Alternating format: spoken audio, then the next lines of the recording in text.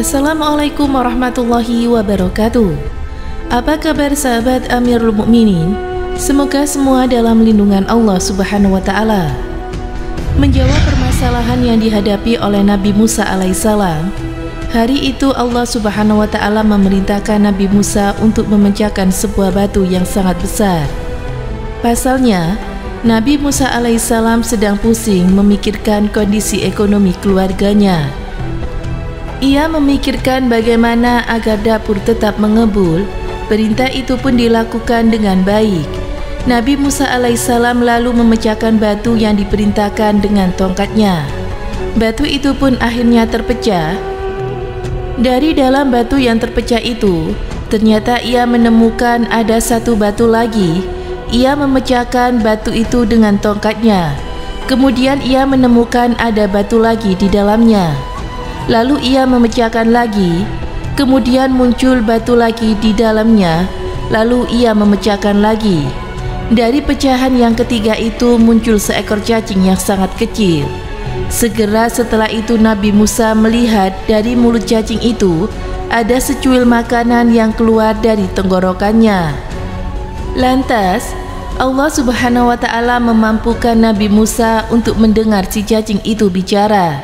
Cacing itu pun berkata, "Maha suci Zat yang melihatku, mendengar ucapanku, mengetahui tempatku, ingat dan tak melupakanku." Kisah tersebut diambil dari kitab tafsir Maralabid karya Sainawawi Banten dan Mafati Al-Gharib karya Fahruddin Al-Razi, yakni ketika menafsirkan firman Allah Subhanahu wa Ta'ala yang artinya, "Dan tidak ada suatu pun binatang melata di bumi melainkan Allah lah yang memberikan rezeki. Dan Dia mengetahui tempat berdiam binatang itu dan tempat penyimpanannya. Semuanya tertulis dalam kitab yang nyata atau Lauhul Mahfuz." Al-Quran Surat Hud ayat 6. Kata dakbah dalam kamus bahasa Arab diartikan dengan merangkak, merayap, berjalan dengan dua kaki dan tangan atau melata. Menurut Al-Baghawi dalam Ma'alim Al-Tazin, dakbah adalah semua hewan yang merayap dan merangkak di muka bumi, sehingga dari penjelasan ini manusia juga termasuk di dalamnya. Pasalnya manusia juga berjalan di bumi. Dari ayat tersebut, menurut Al-Baigdawi dalam kitab Anwar An-Tanzil, menunjukkan kepastian datangnya rezeki. Oleh karenanya menyuruh manusia untuk selalu bertakwa kepada Allah Subhanahu wa Ta'ala. Sehingga dari uraian tersebut kita semakin yakin bahwa betapa besarnya kasih sayang Allah kepada manusia khususnya dan semua makhluk Allah pada umumnya. Cacing yang berada di dalam batu saja yang tentu tidak bisa kemana-mana mendapatkan juga rizki. Lantas bagaimana dengan manusia yang bergerak dan berusaha? Sudah barang tentu mendapatkannya. Meski demikian, bukan berarti manusia harus berpangku tangan saja menunggu datangnya rezeki. Mereka harus tetap berusaha maksimal agar mendapatkan rezeki. Bukankah ketika kita makan harus tetap mengulurkan dan menggerakkan tangan agar sendok makanan kita bisa masuk ke dalam mulut? Bukankah pula seorang bayi ketika lapar dan meminta makan, ia tetap berusaha meski hanya dengan menangis? Menurut Al-Bikai dalam tafsir Nazman Al-Durar, tujuan Allah Subhanahu wa Ta'ala memberikan dan menangguhkan rezeki kepada setiap manusia bertujuan agar manusia tenang dalam beribadah kepadanya tanpa harus pusing memikirkan rezeki. Apakah memberikan rezeki kepada setiap makhluknya adalah kewajiban Allah? Tidak. Tidak ada kewajiban bagi Allah untuk memberikan rezeki kepada setiap dabbah. Pemberian rezeki dari Allah itu sebagaimana diuraikan di dalam hal tersebut adalah bentuk kemurahan Allah. Hal ini karena tidak sedikit dabbah yang mati sebelum mendapatkan rezeki.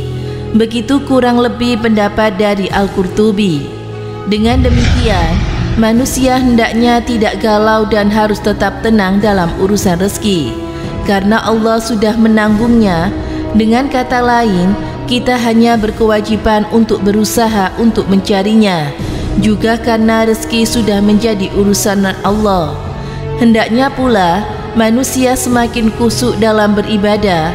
Bukankah diciptakannya manusia hanya untuk beribadah?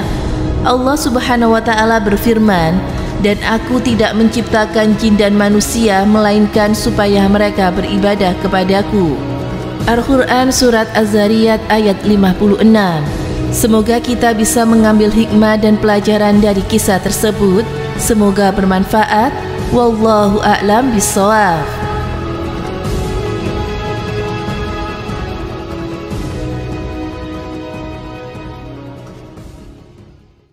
Assalamualaikum warahmatullahi wabarakatuh. Pemirsa Amirul Mukminin yang dirahmati Allah Subhanahu wa Ta'ala.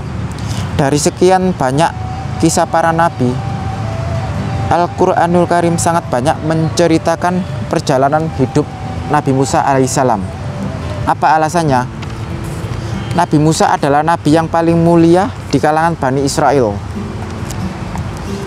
Beliau bergelar Kalimullah atau seorang nabi yang diajak bicara langsung oleh Allah Subhanahu wa Ta'ala di dunia, dan beliau termasuk salah satu 5 nabi ulul asmi. Di dalam Al-Quran, perjalanan beliau paling banyak disebutkan Allah. Setelah Nabi Muhammad SAW, Nabi Musa disebutkan sebanyak 136 kali di dalam Al-Quran. Lalu apa alasannya kisah Nabi Musa banyak disebutkan dan diceritakan berulang-ulang oleh Al-Quran? Yang pertama adalah karena Nabi Musa adalah nabi yang paling banyak menerima ujian. Hal ini diterangkan dalam surah Toha ayat 40. Yang kedua adalah karena kisah beliau memiliki kesamaan dengan kisah Nabi Muhammad SAW. Misalnya kekejaman Fir'aun dan kejamnya para pembesar Quraisy yang menganiaya para budak dan orang-orang lemah. Yang ketiga adalah kisah hidup Nabi Musa dengan umatnya dapat memberi manfaat bagi umat Islam. Semoga memberi manfaat. Wassalamualaikum warahmatullahi wabarakatuh.